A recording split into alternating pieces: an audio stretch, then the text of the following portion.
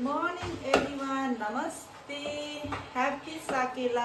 आज चाहिँ साकेलाको उपलक्ष्यमा, उँधौली पर्वको उपलक्ष्यमा म चाहिँ यो सर्गेम्बा बनाउनु गइरहेको छु। यो चाहिँ मेरो सर्गेम्बाको सेट भयो। यहाँ चाहिँ आन्द्राहरू छ, यो फियो कि लियो के हो, यसलाई के भन्छ, यस्तोहरू पनि छ। आन्द्रा भयो, रक्ती भयो, मैले त्यहाँ याङमिन भिजाएको छु, चामल पनि छ। म हजुरलाई देखाउँछु, अन्तिमसम्म हेरिदिनु होला। यो चाहिँ आन्द्रामा लाउने किमा, त्यसका बाजेको आउँछ त।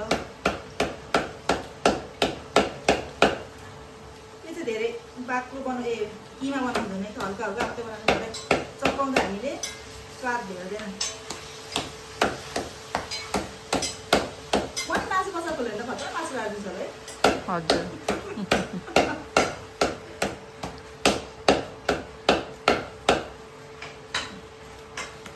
जाँठा झर्छ त तल बनाउनुपर्छ कि यसरी किमा बनाउने हो। यसलाई यसमा चाहिँ सबै कुराहरू मिक्स गरेर बनाउने। मैले आदि उदी बनाइसकेको छु।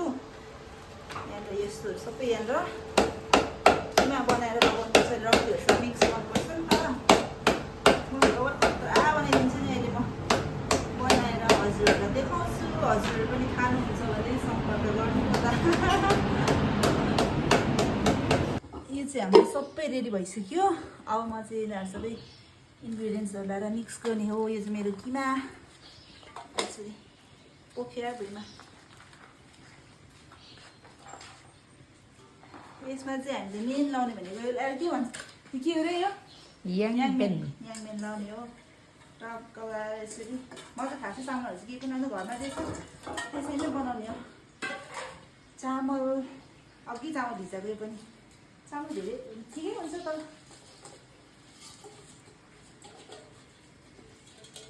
पानी राम्रोसँग तारिएन छ चामलमा।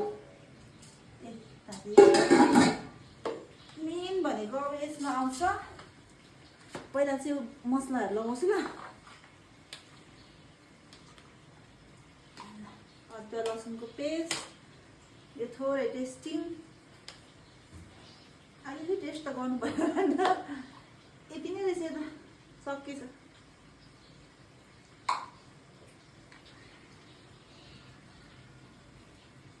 बेसार मेन टेस्ट ल्याउने भनेको चाहिँ के रे? नुनले।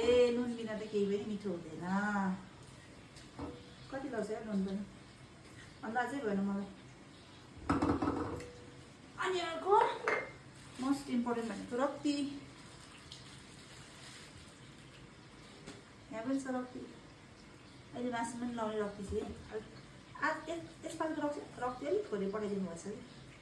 अनि पानी पनि धेरै रहेछ है।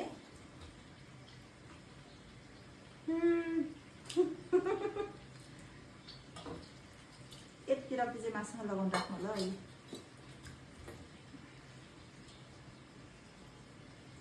अनि यसलाई टक्कलेर दुई हातले यसरी दिने हो। अब यसरी मोल्ने हो। आज मैले मासु धेरै ठुल्ठुलो काटेँ जस्तो हो कि।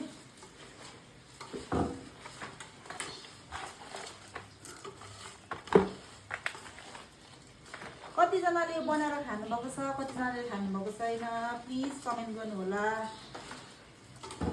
खानुभएको छैन भने टेस्ट गर्नु आउनु होला। आज मैले ठुल्ठुलो काटेछु।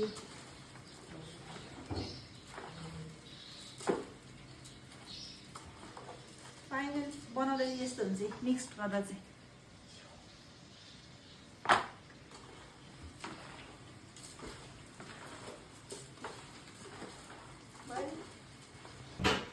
यो चाहिँ हाम्रो आन्द्रा अघि नै बनाएर यसरी सबै सफा गरेर राखिसकेको थिएँ।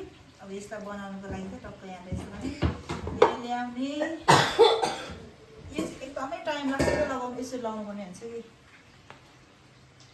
यो चाहिँ ठुलो आन्द्रा मात्रै हुन्छ। बोस्टे आन्द्रा फेर न यसरी जाँदैन।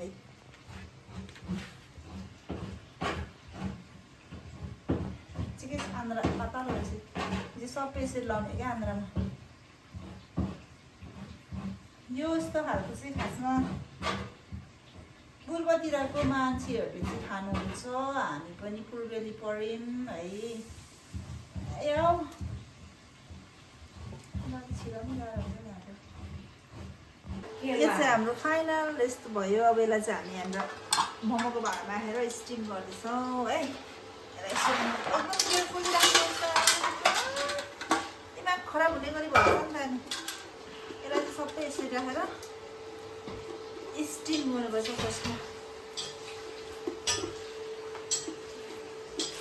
यो चाहिँ सबै सानो आन्द्रा मात्रै भयो क्या, ठुलोमा आन्द्रा बसी आन्द्रा खासै छैन रहेछ। यसमा मात्रै राम्रो भयो नि त नि, स्वयंवर गर्ने खालको भयो चाहिँ।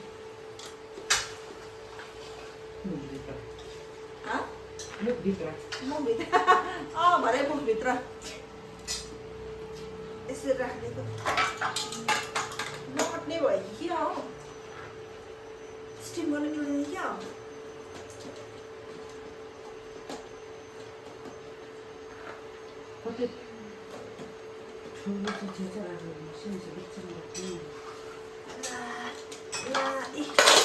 तिनवटामा यस्तो भयो।